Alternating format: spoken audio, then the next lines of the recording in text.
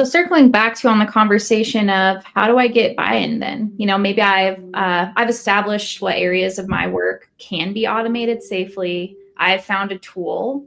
I now need to present this to my leadership team. As a C-suite level leader at Tilt, what would you be taking into consideration if one of your employees came to you wanting to adopt an AI tool? What metrics would you be wanting to see, and what proof points? Yeah. You know, if you were presenting something that leveraged AI, some of the things that I would be wanting to take a look at, one are what is the ROI? Like, what are we going to be able to do by not having to do this thing that AI does? Or how much time savings does this offer because AI is doing this thing? So presenting a strong business case around what the ROI really is of implementing a tool with AI. And what's great is, oftentimes the decision isn't, do I implement this one tool with AI or not? What the decision really is I need to solve this problem. And there are two softwares that do this thing. And generally the tool with AI is going to prove out a much stronger ROI than the tool that does not include AI. And so in that way, like being able to bring a tool with AI will help HR just demonstrate a stronger ROI and position that tool that will solve a problem as a much stronger tool, a much stronger ROI, and hopefully get that pushed through easier. And along the lines of ROI and budget, a lot of organizations are actually carving out a separate budget around AI tooling. And so being able, like having AI versus having a tool without it, it actually, in some cases, can actually get you access to a different line item in your budget that is specific to AI tooling. And so like that's just one other benefit of bringing that in terms of a business case. Some of the other things that I would look for is obviously around like safety and security, making sure that it's got the proper protocols in place, like bias testing, SOC 2 compliance, things like that. Without that, a company like ours, we wouldn't adopt anything without it. But particularly important with the sensitivity of information that we're stewards over. And so really, making sure that everything's in a row from a compliance and security standpoint, and then demonstrating that strong ROI would be the two most critical areas for me. And one area that we haven't really covered yet, Brandon, is AI and ethics. What role does like ethics and fairness play into presenting AI to leadership or to C-suite? It's huge.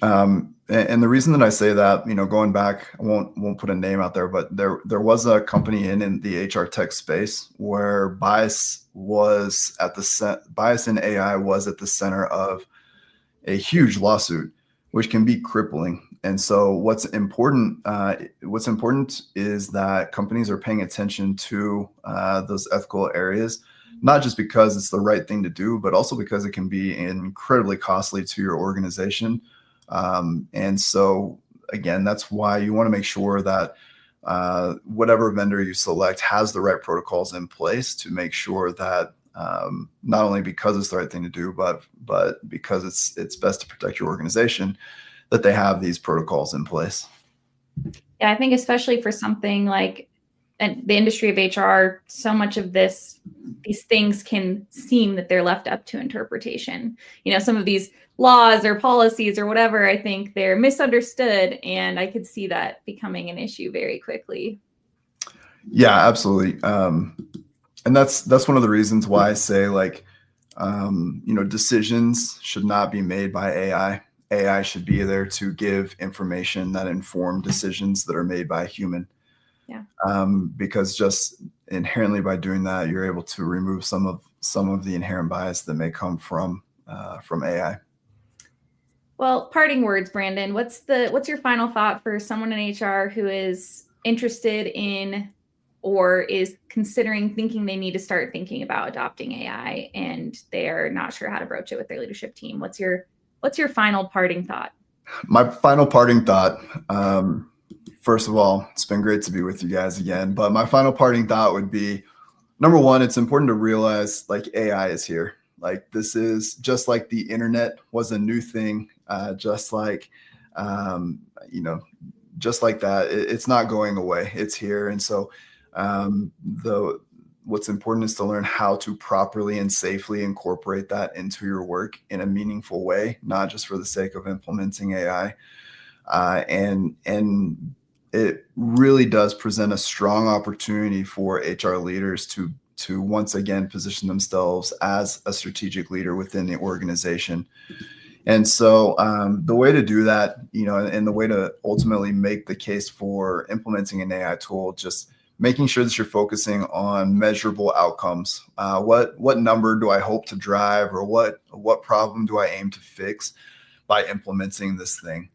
It also needs to, when implementing an AI tool, not just in HR, but across the organization, it needs to be, we need to understand AI's role and the human's role in carrying something out. Within HR, particularly in our space, you got to make sure that AI is positioned as, you know, being human-centered, so that the human element is not being removed from the HR function.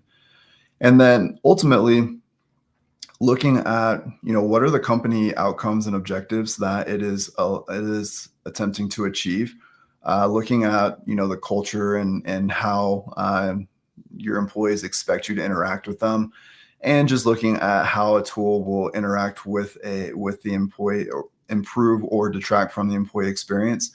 Being able to draw a line to all three of those critical areas will be the fastest route to getting ultimately leadership buy-in and adopting a tool.